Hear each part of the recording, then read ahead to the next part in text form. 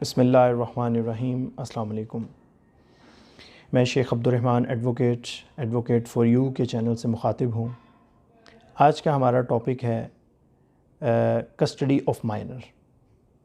बच्चों की कस्टडी हासिल करना माँ और बाप दोनों के लिए बाज़ औक़ात एक मोहब्बत का मामला होता है, शदीद मोहब्बत का, और बाज़ औक़ात किसी न किसी जगह पे एक ज़िद का मामला भी बन जाता है।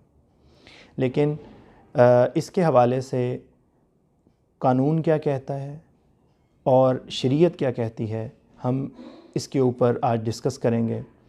और पाकिस्तान के अंदर जो लॉ प्रैक्टिस किया जा रहा है बच्चों की कस्टडी के हवाले से, हम उसके हवाले से इन डिटेल आपको बताएंगे। अपने टॉपिक की तरफ जाने से पहले मैं एक रिक्वेस्ट करूंगा कि अगर अभी तक आपने मेरे चैनल को सब्सक्राइब नहीं किया तो काइंडली मेरे चैनल को सब्सक्राइब करें, ताकि इस टॉपिक से रिलेटेड और दूसरे टॉपिक्स के हवाले से नई वीडियोस आप तक पहुंच सकें। कस्टडी ऑफ माइनर, इस टॉपिक को गार्डियन एंड वार्ड एक्ट के अंदर सेक्शन 352, 354 ये डील करता है। और इसके अलावा जिस वक्त आपने बच्चे की कस्टडी के लिए गार्डियन कोर्ट के अंदर एप्लीकेशन फ़ाइल करनी है तो वो सेक्शन 25 के ज़रिए होगी। अगर मियाँ बीवी के दरमियान तलाक़ हो जाए और बच्चों की कस्टडी के हवाले से इशू क्रिएट हो जाए, अगर बाप ने माँ से बच्चों को ज़बरदस्ती छीन लिया हो, तो माँ के पास क्या रेमेडी अवेलेबल है, पहले हम उसके ऊपर बात करेंगे। माँ जो है वो बच्चों की कस्टडी लेने के लिए 491 की पिटीशन सेशन कोर्ट के अंदर फ़ाइल कर सकती है। और जो सेशन कोर्ट के अंदर ये पिटीशन फ़ाइल होगी, ये कोई बहुत लंबा चौड़ा प्रोसीजर नहीं होता। ये बहुत ही सिंपल 4 से 5 हेयरिंग्स मैक्सिमम के अंदर बच्चों की कस्टडी माँ हासिल कर सकती है। इसके अलावा माँ जो है वो बच्चों की कस्टडी के लिए सेक्शन 25 की एप्लीकेशन गार्डियन कोर्ट के अंदर फ़ाइल कर सकती है। और उसमें फिर एविडेंस होगी, बच्चों से उनकी मर्ज़ी पूछी जाएगी।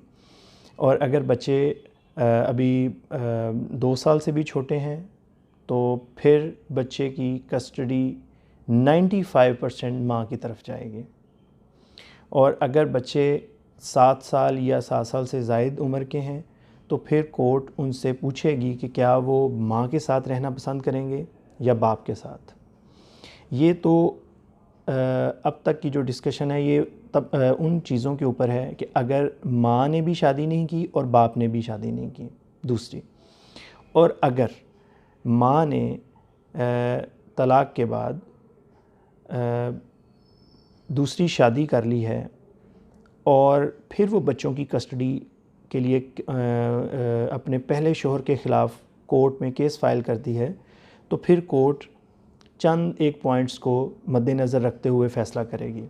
नंबर 1 कि जो माँ है उसने अगर दूसरी शादी किसी ऐसे शख्स से की है जो आउट ऑफ फैमिली से है, जिसका डायरेक्ट कोई रिलेशन बच्चों से नहीं बनता, तो बच्चों की कस्टडी माँ को नहीं मिलेगी। और अगर उसने शादी पैटर्नल साइड पे या मैटरनल साइड पे की है तो बच्चों की कस्टडी मिलने के उसके अच्छे चांसेस हैं।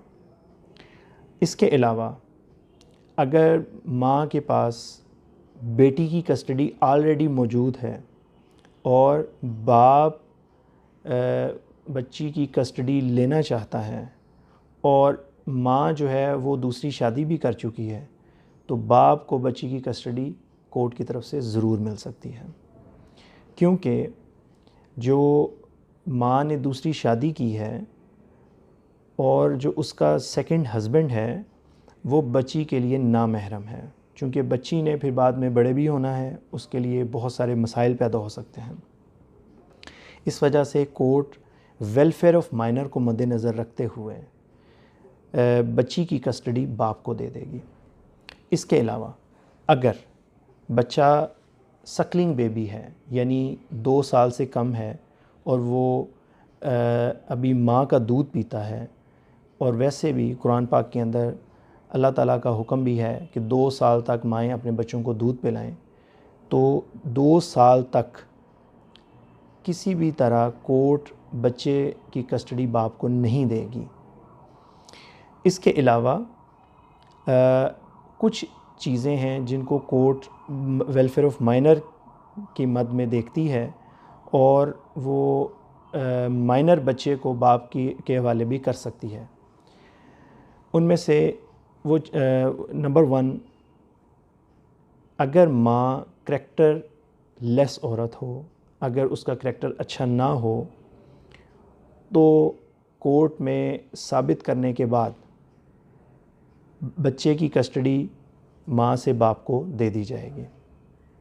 नंबर 2, अगर माँ के पास इतने वसाइल नहीं हैं, वो प्रॉपर तवज्जो नहीं दे पा रही बच्चों की अच्छी परवरिश के ऊपर, उनकी स्कूलिंग के ऊपर, उनकी खुराक के ऊपर, तो भी कस्टडी बाप को मिल सकती है। इसके अलावा अगर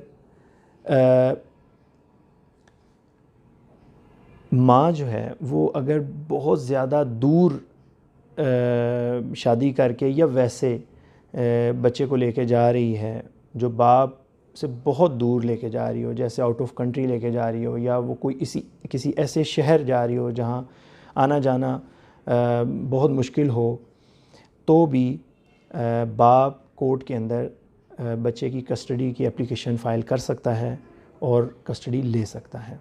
इसी तरह अगर बाप के पास ऑलरेडी बच्चों की कस्टडी हो और ये चीज़ माँ फ़ील करे कि बच्चों की अच्छी परवरिश नहीं हो रही, बच्चों का प्रॉपर ख़्याल नहीं रखा जा रहा और उनकी स्कूलिंग अच्छी नहीं हो रही, तो माँ बच्चों की कस्टडी इसी तरह ही कोर्ट में केस फ़ाइल करके हासिल कर सकती है। इसके अलावा अगर माँ और बाप दोनों आपस में किसी एक पॉइंट पे इकट्ठे हो जाएं कि कितना अरसा वो बच्चे बाप रखेगा और कितना टाइम माँ रखेगी, तो भी कोर्ट के अंदर ये चीज़ डिसाइड हो सकती है कि वीकेंड्स पे, ईद की छुट्टियों में, गर्मी की छुट्टियों में कितना टाइम ये माँ या बाप की तरफ स्पेंड करेंगे। तो ये सारी चीज़ें कोर्ट के अंदर केस फाइल करने के बाद डिसाइड होंगी। Thank you very much. आज का टॉपिक हमारा बच्चों की कस्टडी के हवाले से था। अगर मज़ीद कोई आपके जहन में इस टॉपिक से रिलेटेड क्वेश्चन हो तो आप मुझसे कांटेक्ट कर सकते हैं। मेरा फ़ोन नंबर है 0300 460 9846 और मेरा ऑफ़िस एड्रेस है ऑफ़िस नंबर 309 अरूज सेंटर, फरीदकोट रोड, लाहौर। आप मुझे फ़ोन शाम 6 बजे से 8 बजे तक कर सकते हैं, और जो ऑफ़िस में अगर आके मिलना चाहें तो काइंडली पहले मुझे फ़ोन करें और टाइम फ़िक्स करवाएं, फिर उसके बाद तशरीफ़ लाइएगा।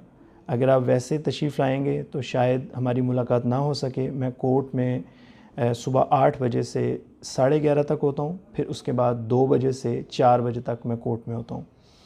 तो इस वजह से पहले काइंडली फ़ोन कर लीजिएगा और टाइम लेके फिर तशरीफ़ लाइएगा। अस्सलाम वालेकुम।